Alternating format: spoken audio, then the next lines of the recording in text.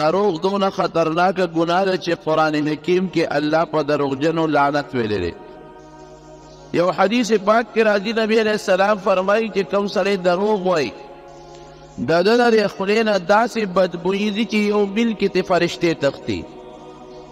میل کې دننه د ده د خولې د بوی له فرشتې نه ودرېږي، لرې دې تښتي. او دروغجن سړی په دنیا کې مرسوي، خلک په اعتماد نه کوي، مړه ویسه دروغجن دی. ښځه په اعتماد نه ساتي وي دروغ وی، بچي په اعتماد نه ساتي، ګاونډیان په یقین نه ساتي، د خلکو په نظر کې هم سپکي. او زه پې څوک یقین ساتي. مشهوره قصه د سکول کتابونو کې یو ځل لیکلې وه، و یو سړی و ګډه چیلی به یې ساتلې، شیطان غوندې و. دا بعد ماشوم او هلک روان دي، شیطاني په دې ذهن کې پرتی. یو ځل یې چغې کړې خلکو ته، ای خلک راشئ، شر مخ راغی او چیلی رانه وتښتوله. د کلي خلکو ډانګونه په لاس کې او ځنګل ته یې منډې کړې. شرمښ څه شو د خندل، هسې خلکو له دوکه ورکړه او خلک یې په عذاب کړل. مطلب یې دا و چې دا د خلک مې په عذاب کړ او په خلکو مې کوته کې راوسته او شیطاني به وکړم، یو ټوقه مسخره به جوړه کړم، زه به مو خاندم، دا خلک به مو خاندي. شرمښونو خلک واپس راغلل. څه ورځې پس په رښتیا شرمښ راغی او په ګډو چیلو یې وله شروع کړه. زه چغې کړه ای خلکه شرمښ راغی، شابه راشئ. چغې وایي ای خلکه شابه مدد له راشئ، چیلۍ مې برباده شوې. خلکو یې مړه مزه یې وله دا بل ځل یې دروغ نه وی، هسې وکړو. دا بیا شیطان دی دروغ وایي، خپله شیطاني کوي او موږ له بیا کړاو راکوي. مزه یې وله شرمښ وله په چیلو کې ښه کارګزاري، داسې وله چیلۍ برابر کړه چې ښه، چې اخره کې خلک خبر شو، چیلۍ وله برباد کړی وی، ګړې وله خوړلی وی، سې زخمي کړی وی، بلا تاوان یې وله کړی و. وی تاسو ته ما چغې والې ما له رانلی، نو یا بل د دروغ ویلو موږ ویږې نن بیا ماله د دروغ وی. دا د دروغجن سړي د دنیا تاوان. دنیا کې په خبره څوک یقین نه ساتي، او آخرت کې د الله په نظم دروغجن سړی رسوا دی. او د خدای په هغه کتاب کې د نوم لیکلی کېږي چې کوم کتاب د الله د دروغجنو رجسټر دی، په هغې کې د نوم لیکلی کېږي. په قیامت کې او په قبر کې او په دنیا کې به د دروغجن په نوم بللی کېږي. او چې سړی رښتیا وایي نو په قبر کې او په قیامت کې او خدای فرشتې په رښتون انسان یادوي. او خلک هم دنیا کې هلکه دا سړی رښتون دی چې څه خبره کوي، دی رښتیا وایي، دی دروغ نه وایي. خلک یې هم صفت کوي. نو دروغ لویه ګناه ده. موږ دروغ سره وایو، ګوره موږ دا وایو چې که رښتیا ویم نو د ما د حاجي صاحب بیانه خفه شي، دروغ به ویم چې دی خفه نه شي. که رښتیا ویم دا ښځه به خفه شي، که رښتیا ویم بچي به خفه شي، که رښتیا ویم دا مسلمان ګاونډي به خفه شي. خرونو چې دروغ وی نو ګاونډي دې خوشحاله کړه، دوست دې خوشحاله کړه، رشته دار دې خوشحاله کړه، څوک خفه شو؟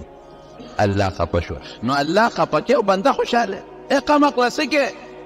سوچ وکړه، الله خوشحاله کا. رزق د هغه په لاس کې دی، عزت د هغه په لاس کې دی، ژوند د هغه په لاس کې دی، مرګ د هغه په لاس کې دی. نو بنده خوشحاله، الله خفه کې. هوښیار هغه دی چې الله خوشحاله کړي، بنده به خپل کار کوي. بنده هم خوشحاله ساته، خو چې د الله او د بنده مقابله راشي، بنده د خپل کار کوي، خپل رب به خوشحاله چې الله خوشحاله شي. یاره دا بنده به خفه شي، امداد به مې نه کوي، د الله امداد د ده نه ښه دی. یاره دا بنده به بیا عزت او قدر نه کوي، د الله عزت د ده عزت نه ښه دی. یو څو ځایونو کې خیر دی دروغ جایز دی ویلی شي. یو دا چې د دوو مسلمانانو په منځ کې جوړه کې ووایه پکې لږ شان دروغ، ولې که دروغ نه وی خو نوره زیاتېږي. یو له ورشي بل له ورشي، یو د یو بل وی بل د بل بد وی. نو که ته ورته داسې خبره وکړې چې هغه خو در پسې کنځل کړل او ډېر سخت خفه دی او ډېر بد در پسې وی، دروغه به وشي، جریبه به ونه شي. دلته به خامخا وی نه هغه خو ستا صفت کوي، هغه خو تا په ښه یادوي، د هغه نه به بیا دی. ډېر ورته وایي چې هغه د ما دشمن دی، مخالف دی، ستا به دا صفت دی، هغه ته ډېر خوښ یې، نو هغه هم خوشحاله شي، جوړه به راشي. نو د دوو مسلمانانو په منځ کې که سړی وړنه راوړنه کوي او دروغ پکې وایي په دې نیت چې د دواړو کوم پې جوړ شي، نو دی کې دروغ جایز دی. نمبر 1 دویم دروغ کم دی جایز دی د جهاد په میدان کې. د دشمن مخکې وی په هغې طرف حمله کوو، ښه دې طرف نه نه تاویږو. هلکه بله د ملګري مې را روان دي او دا تونه وسله مې را روانه ده، په دشمن ستا روغ قایم شي. یا دروغ وی او دشمن ستا د سکیم او سازش نه خبر نشي، دا خو ته ګټه کې اسلام له مسلمان له دین له دی کوم جایز دي. دریم نمبر کوم ځای جایز دي؟ محترمې ته بیبي ته دروغ وی خیر دی تا ته وایي دا شی راوړه په وس کې دې نشته نو څه به کې؟ تا ته وایي دا پلانکې شی راله راوړه او ستا په وس کې نشته چې ولی راوړې نو که نه راوړې خو کور دې روانېږي. بیا خو دندې له دله شل غوټې ورکړي دندې را پرسولي بالښت درته اچوي تولی به درته واچوي اوبه به دله راوړي دندې به یې راته بوټ نیولي نو څه به کې؟ خیر دی ورته ووایه دروغ ورته ویلی شي. ښه دی لاړمه تا چې کومه نمونه راته جامه خولې و پیدا مې نه کړې خوند یې ونه کړ وس کې دې نشته هغه دی کې ګورې دا هم بې ځایه دروغ به نه وی. داسې دی کې دروغ ویلی شي چې ستا وس کې نشته یا دا ښځه در باندې زیاتي قصې پسې بار کوي دین ته پې تاوان رسی دنیا ته پې تاوان رسی بچو ته پې تاوان رسی یا قوم کې رسوا کېږي یا په محله کې رسوا کېږي ښځه وایي نه خامخا به کې نو چې ستا دین ته تاوان دی او یا محله کې رسوا کېږي عزت ته پې بربادېږي خیر دی لږ دروغ ورته ووایه کور به دین در وانېدو نه بچ شي او د رسوایۍ او د دیني نقصان نه به هم بچ پاتې شي. ورې خبرې داسې مطلب نه دی چې کور به خامخا دروغ ووایي اوس تور باټینګن راله راوړه او ښه وي او پیسې هم درسره شته او ته وایې نه ما خو بازار کې وکتل خو نشته همدغه لاوړو سره ګزاره کوه نه دا دې دروغ به نه وی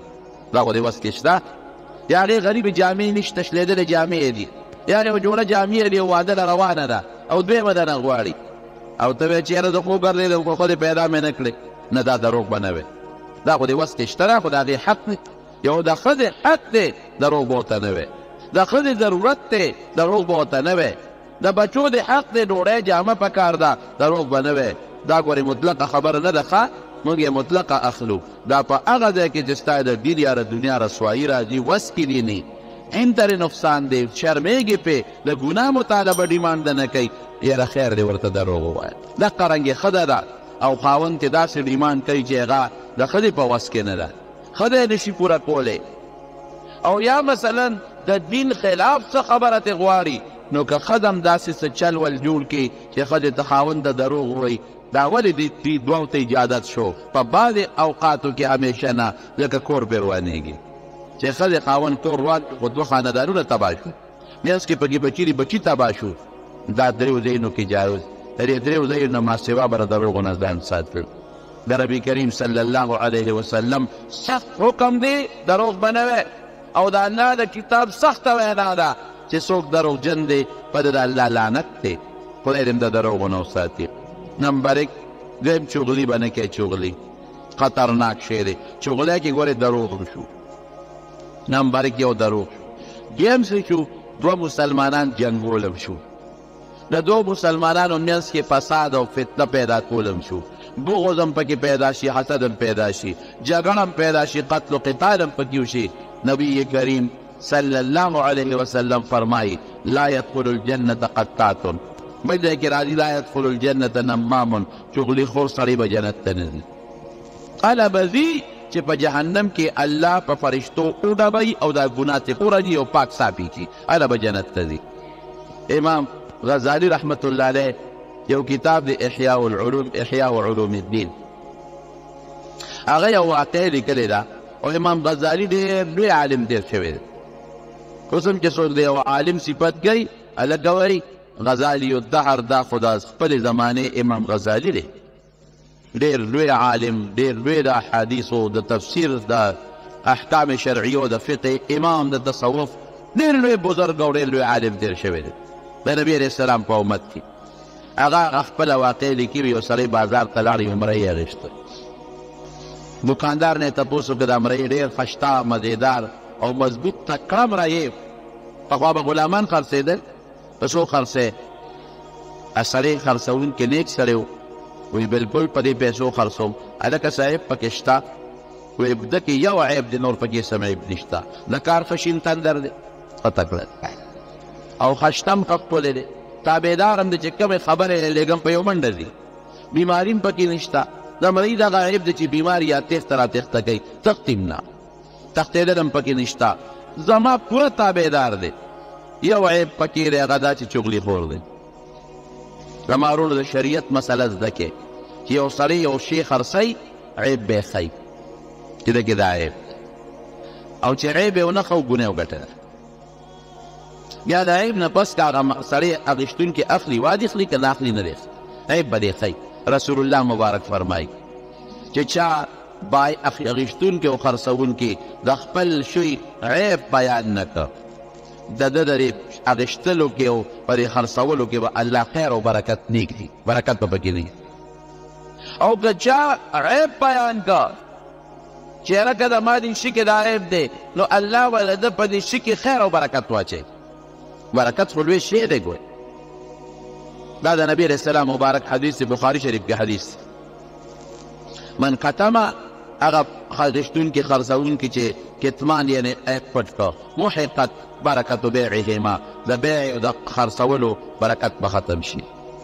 فان بینا که عیب بیان کړه وصدقه او یو بل ته رښتیا خبره وکړه بورک لهما فی بیعهما د دواړو په دې اخیستلو خرڅولو کې به الله برکت پیدا کړي په لس شي خرڅ که عیب دی خو په لږ دی خرڅ کړه دې لسو نه به الله د ته رسلو 2 روپو کار برابر کړي او که دروغ دی او عیبجن شی دی خرڅ کړه په سل دی خرڅ کړه لسو روپو شی دا به دنه په داسې سوړو دي چې ته به هم پکې پریشان او پیسې هم نه لري دا خو د نبي رسول الله مبارک فرمایي عیب به ښه ګورې داسې به نه کړي نن سبا خو زه حیران یم په خدای یقین په عیبجن څیزونه د عیب نه ډک څیزونه در باندې په ګرانه خرڅوي ما بل ورځ یو ځای کې سودا کړه نن یې څلورمه پنځمه ورځ یو شاګرد مې دی شاګرد د حدیثو شاګرد مې دی د هغه د زوی دوکان او ښې پېژندم سودا مې ترې واغی چې کور ته مې ټول څښاڅي وینې راکړې نو څه کوې اوس ټول خدای په چا اعتماد دی یاد ساتئ دوکاندار طبقې تاسو ته خصوصا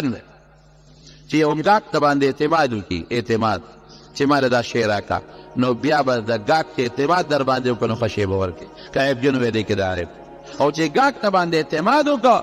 نو د بازار نرخ نه ګران به قطعا نه ورکړي پته یې یقین اعتماد او که بیا هم وله ګران ورکړي نو ګناه کوي بعضې وخت کې سړی جوړه نه شي کړی حیا ورځي او په دوکاندار اعتماد وکړي دوکاندار وایي راته جوړه نه شي کړی سټ کې وله مضبوط ډاک ورکړه چې ښه ډېرې پیسې دې وګټې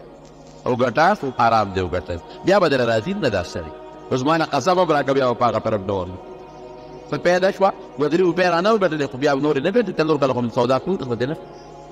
هسې یو مثال مې درله در نو عیب په بیان خامخا به ذکر کې رسول الله مبارک یو ځای کې بازار ګرځېده غنم خرڅېدل غنم چې وکتله ګلاس مبارک یې پکې ومنډه لاندې لمدو برابر هلکه دا خو دی پیسې باران پې شوی دی باران د پاسه کېږي او که لاندې کېږي باران کېده د پاسه یې لاندې لمدو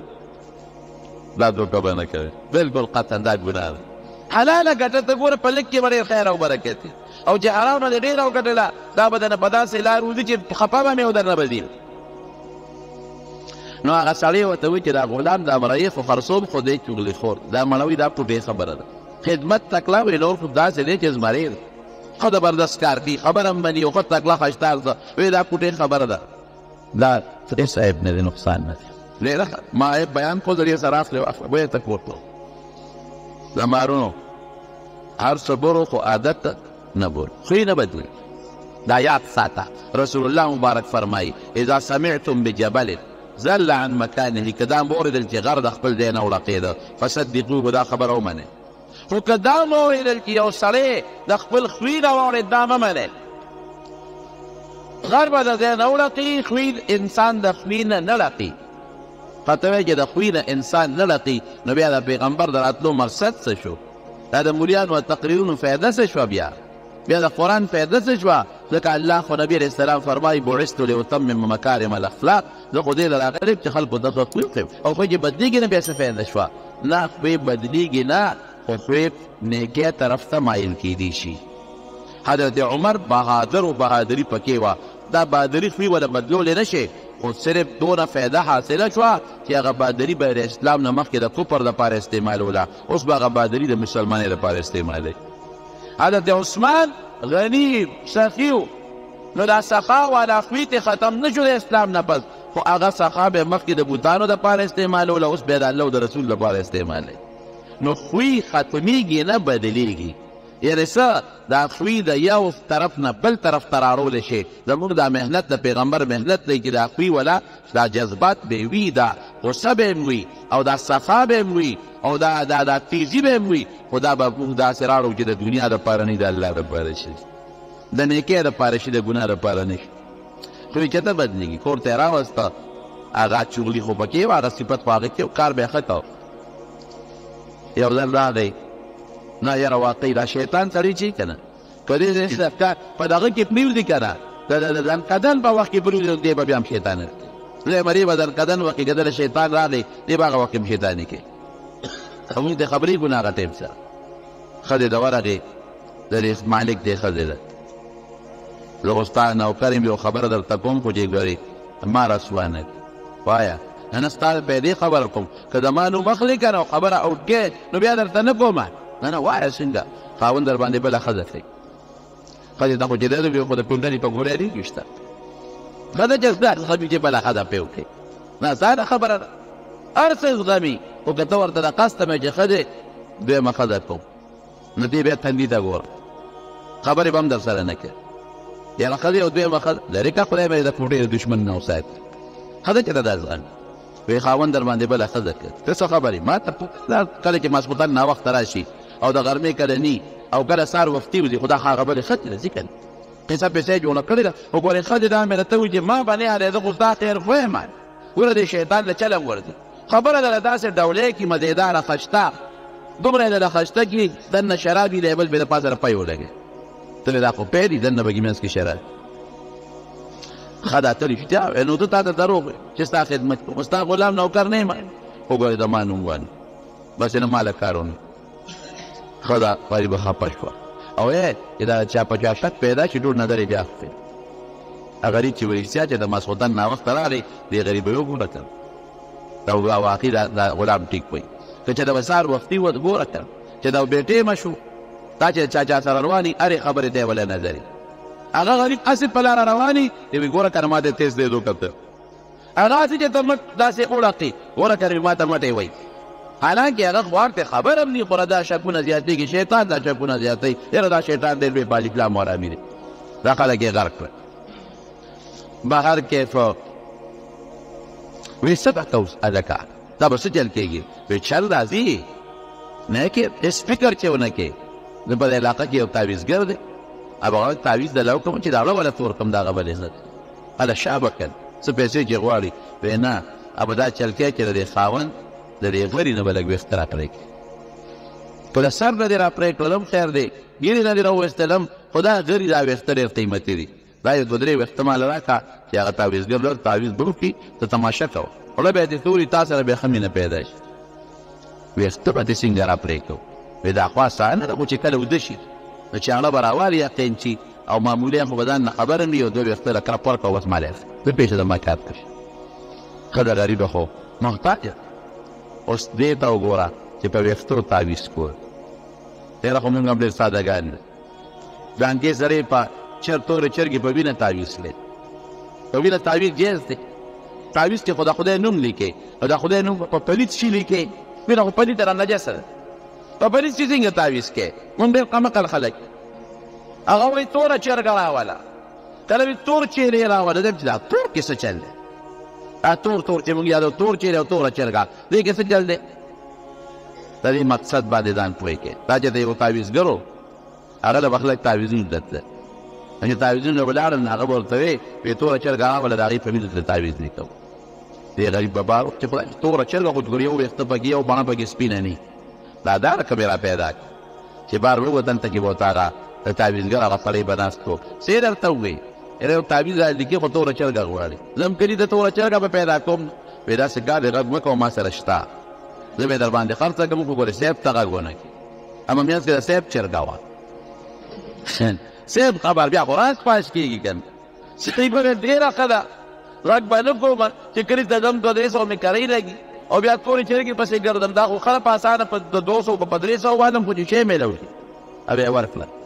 تعویزګر بابا ته به یې دا صاحب چرګه مې را پیدا کړه، یاره نه خو یې راکړه، ښه ده داسې وکړې کوټه کې پرېږده، دلته داسې ګپ شپ لګوه، زه په دې باندې د تعویز هغه غریب بې بار وویسته، ده به سبق په تعویز ورکړه، زه په مخه دې ښه چرګه به بیا هغه خپل شري له ورکړه، هغه چرګه به دروازې لس ځله اعلانېدله او لس ځله به خرڅېده. تور چیرې پیر بابا له او کاکا صاحب له خدای ته وګورئ خپلې پیسې که در سره ډېرې شوي او که ډېرې نی خیرات کې نو په جومات کې ولګوه په خپلو بچو لګوه په خپلو رشتهدارانو غریبانانو یې تقسیم کا په خپل کلي ګاونډ کې مسکینانو له ورکړه دا څه کې په کوم طرف روان یې څوک به تعویذ ولیکي ماشوم له بیا خپې ته واچي هلکه تعویذ کې که د خدای او د رسول نوم لیکلي د خدای نوم مثلا لیکلي یا د قرآن الفاظ دې لیکلي یا د رسول الله حدیث دې لیکلي نو دا خو د ظالمه د کفر کار وکړه چې هغه خپې ته اچي او د خپې سره لګي او ماشوم ورسره منډې وایي دا خو ډېر لوی ګناه ده څوک به څاروو ته تعویذونه اچي ته سړي مې تپوس وکړه هلکه څاروو ته تعویذ دا خو سوټو پورې مری مږي او خپې مږي او غوجل کې ناست دي دا خو د خدای د نوم غټه بېعزتي وکړه بېادبي دې وکړه د کفر کار دی دا کافر چې به ظالمان وایي دا موږ پکې د فرعون او شداد نومونه دي پوه نو ما وی چې د فرعون او د شداد نوم څه لیکې د هغې باندې برکت حاصلې نو دا خو هم کفر دی چې د کافر د نوم نه برکت اخلي او که وایي چې نه دا څاروی به ترې ویرېږي نو هغه ته څه پته لګي چې دې کې د فرعون لیکلی شوي دی او د فرعون نوم ولا شل ځل لیکل املا پورې ولا مګر د صابي پورې ښه مګر د غلاک پورې مګر نو پی به زیات کړي زمونږ خامه دا شیطان دې دلته وسوسې اچوي دا تا ولې دا په غلطو من سر یو ولې دا غلط کارونه مونږ کوو ډوډۍ ولا دم ته خوله کې څاروي ده ورکړه ګوړه ولا دم ته خوله کې ولا ورکړه ماشوم له دا څیزونه کونجکې منجکې دا ماشومانو ته مه اچوه صحیح تعویض د شریعت مطابق ولا ولیکه خیر دی دی غاړه کې ولا واچوه ماشوم له غاړه کې واچوه څاروي له ګوړه اوړه دم که ولا ورکړه دا د خیر خبر د خېټې ته به لاړ شو نو دا زموږ قمقلتوب پورې مې خبره کوله څوک وایي د اوسۍ په سر من دله تعویض لیکم اوسۍ را پیدا کړه اوسۍ دله کوم نه را پیدا نو وایي دا غلي دا ویښته ونه راوباس یو څوک هغې وایي زه دا خو اسانه چې کله مې مېړه وده شي یو کرق په ورکړه نو د ویښته به دې راکړه هلته لاړ هغه خاوند ته یې سړي یو خبره درته کوم خو ګورئ خوله کې د پټه ساتې نیکه مې ډېر خیال ساتي او ګورې زما وایه ښه دی بل چا سره تعلق به وکړی څه دی وایي سړی وایي زه کور کې خدمتګار نه یم خو ګورې ستا د پیدې خبره کومه سره مونږ یاد نه کې ورو چل خو ورځي ته او نن لیکه سبا د بېغمتۍ دی هغه څنګه ځان ته لاره وارئ وجې نه دي برېدلو چېرته هر ځای کې چې ګیر پرې خو په دا مازدیګر در حمله کوي وجې نه دي سړي دا دې شوې ښه ده نو ځان چې در قصد ته وده که او فرار شروع که چې پته راته ولګي ما خو راته ووایي ته تماشه کوه چاړه به یې بډو در اخېستي تېره کړې ده او هر وخت کې دې ډالۍ یا دې په دا قانچې قیچې ده په دا مرۍ کې در باندې پرېږدي دې نه سړي وویل ما یاد نه سړي واقع چې هلک ښه ده هم عمقل شی خو دی کټ کې سم دا تورې ځان سره غلې غوندې کېښود او دا قصد یې دا نو ځکه خرابې جوړوي په هغه غریب ورته پرې کړې هغه په ښه نیت راغله چې یو دوه ویښته به پرې کړي چې هغې راواغېسته خو چې دې مرۍ ته رانږدې کړه بس د سر راوچت کړه او غلام په مې ټیک وایي دا خره چې پې کړې ومه که پې نه وم دا ډال کړې ومه چېته کړه سخت یې ورکه سر یې دی وغوښت چې ویې ورده ده ورمنډه کړې هغه د ښه دلونو پسې راشې کور یې درې مړه کړه مفتو کې د ولې هسې بېسه یې مړه کړه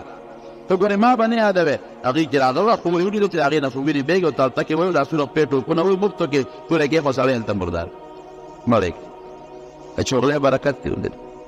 سړی هم لاړه او ښځه هم لاړه دا د چغلۍ دا امام غزالي رحمت الله علیه په احیاء العلوم کې لیکلي احیاء العلوم ته نن غلط خبره نه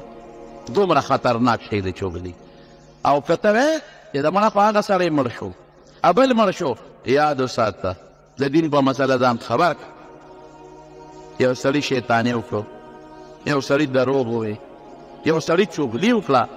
د دې شیطانۍ او د چغلۍ په برکت چې څومره مړي شو د دې چغلي خور او د شیطان په هغه مړو پیسه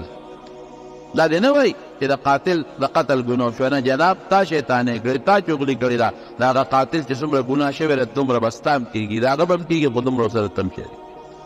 موږ ډېر داسې کوو موږ وایي دا ما خو مړې نه دی کړی هغې کړی نه نه ستا په شیطانتو شو